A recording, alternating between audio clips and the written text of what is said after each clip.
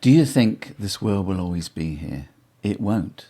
Jesus Christ said, "Heaven and earth will pass away, but my words will never pass away." Do you think this world will be the same in 40 years, 30 years, 25 years? It won't be, because we are destroying the biological resources of the earth. In all of human history up to 1900, the human population reached about 1.5 billion. From 1900 to 2000, it went from 1.5 to 6 billion. Currently, in 2024, we are over 8 billion and rising, and in the next 25 years, we're estimated to reach around 10 billion, which by all estimates is an unsustainable number of people to feed on the world as it is. We're using more and more habitat of wildlife, so that from 1970 until now, roughly 70% of the world's wildlife has disappeared, on land and in the sea. And we cannot destroy so much of the world's wildlife without affecting the ecosystems of the planet. 75% of flying insects have disappeared in that period from Western Europe. And you might say, well, does it really matter if this happens? But if the insects disappear, so do the birds that feed on them. And if the birds disappear, then so do the plants that are distributed through seeds, through the birds' droppings. So ecosystems, biological systems are linked together, so that if you make too much of a species and an ecosystem extinct, the whole thing could collapse. And then we're faced with the threat of global warming. In the 1990s, the nations of the world got together to try and limit CO2 emissions to keep global warming to 1.5 degrees centigrade above the pre-industrial average. But actually, since the 1990s, more than half of all the CO2 that's now in the atmosphere has been emitted in that period, since they knew that this was the danger. In 2018, the United Nations estimated that we might reach 1.5 degrees centigrade above the pre-industrial average by 2040. Actually, in 2023, it was 1.48 degrees centigrade above the pre-industrial average. So we already are at that limit. And it looks like with the emissions still going up, that we can hardly avoid at the moment 2 degrees, no matter what happens.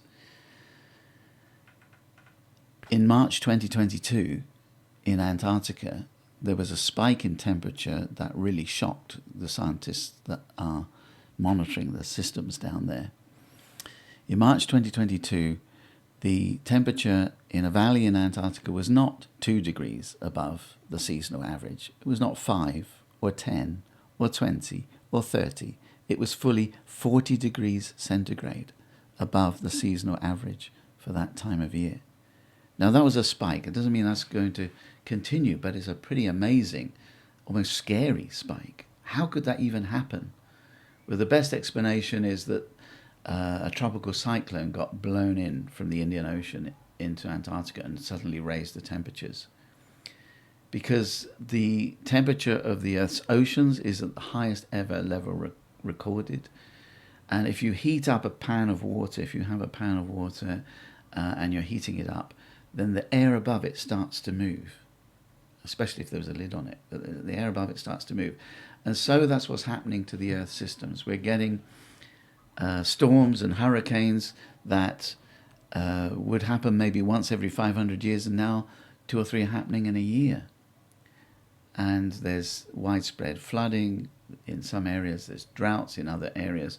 The systems of the world are changing, and they're changing, it seems, far more rapidly than people thought they would. Now, this could easily result, sadly, in widespread famine. How could that happen? Well, about half of the world's population, which currently would be about 4 billion people, depend on the flow of water from glaciers and from mountain glaciers and melting down and forming rivers. So, for example, the glaciers in the Himalayas feed the Indus River in Pakistan, the Ganges and the Brahmaputra in India, and then from Tibet, the Yangtze and the Yellow River in China. And if the flow of these rivers is decreased and the water is not there to water the crops of all those people, there could be widespread crop failure for literally hundreds of millions of people. Coral reefs are bleaching at this very moment across the world, and coral reefs support about a quarter of all marine life, and they provide food and income for about 500 million people. Even the crops that are growing, because they're growing faster because there's more carbon dioxide in the air, but they're adding sugars into the plants, and what that does is dilute out protein and calcium and iron and vitamin C, so that the levels of those vital elements in the plants that we're eating are about a third down on what they were in the 1950s. So even the food that is being produced has lower nutritional value. And if that happens with a key staple plant like rice, that could affect 600 million people. So the next 25 years are going to see major changes in the world. Sir David Attenborough said that this kind of threat is an existential threat to humanity that could see the extinction of most of the natural world and the collapse of our civilizations. Because if hundreds of millions of people die, it would lead to a collapse of the world economic system, of stock markets and so on. Think what happened in the COVID pandemic and how that affected the world, and sadly that killed maybe about 20 million. But we're talking of something much bigger than that.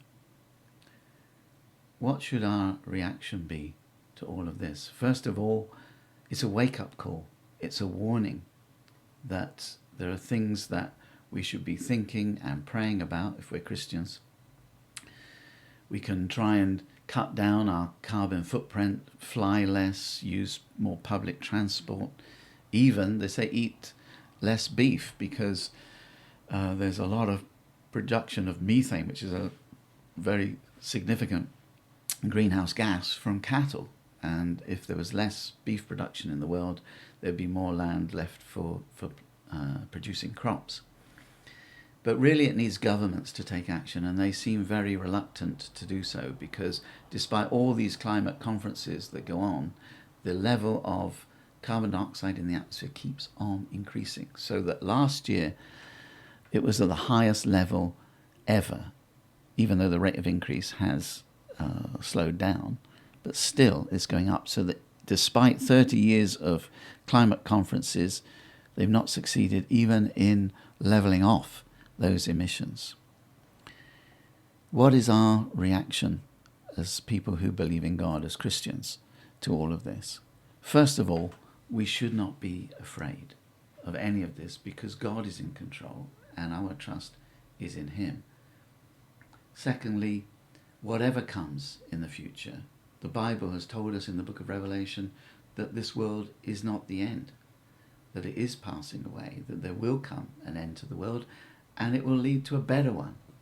Why would we want to hang on to a world of poverty, of inequality, of death and disease, of conflict, where people end up in slavery and sex trafficking, and children are abused and left to die on the streets of many cities in developing countries? Why would we hang on to all of that when what is coming in the book of Revelation and the new creation is a world in which there is no death or disease or sin or suffering or pain forevermore? At the end of the book, Jesus says, "Behold, I am coming soon," 2,000 years ago, because to God 1,000 years is like a day. And John, the author of the book, says, "Come, Lord Jesus, come." I'm going to read you a few words from 1 Corinthians chapter 7, because the early church thought that all this was going to happen in their lifetime. And this is what Paul writes to them. "What I mean, brothers, is that the time is short. From now on, those who have wives should live as if they had none, those who mourn as if they did not, those who are happy as if they were not, those who buy something as if it were not theirs to keep, those who use the things of the world as if not engrossed in them, for this world in its present form is passing away." If you want to know more about the book of Revelation and what it says about the end of the world, follow the link in the description or click somewhere around here.